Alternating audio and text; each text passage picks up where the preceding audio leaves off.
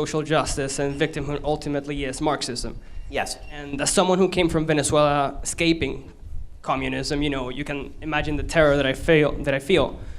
When I see the state of the media and academia, and given the Democratic nomination, also politics. So my question to you is, why does Marxism refuse to die? Marxism refuses to die because Marxism gives people a utopia to live for. George Orwell wrote a fantastic essay. You should go back and look it up. It's the single best political essay ever written.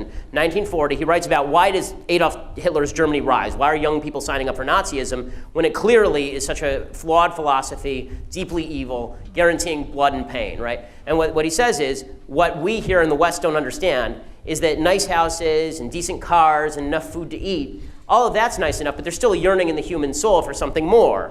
There's a yearning in the human soul for flag flying, and there's a yearning in the human soul for the sound of guns, right? I mean, there's a yearning in the human soul to fight for something, to make your life matter. Now, as religion declines in the West, and this has been one of the major factors, people don't find their meaning anymore in the idea that I am doing something good on behalf of my fellow man. Instead, they say, I need a utopia to belong to. I need a communal cause to identify with. That's why you see people marching in the streets. That's why you wouldn't see one of these kids who's doing this before stand up and do this by himself, right? You need a bunch of people to do it together. It's important, because now you're part of something larger, and you're brave, and you're special.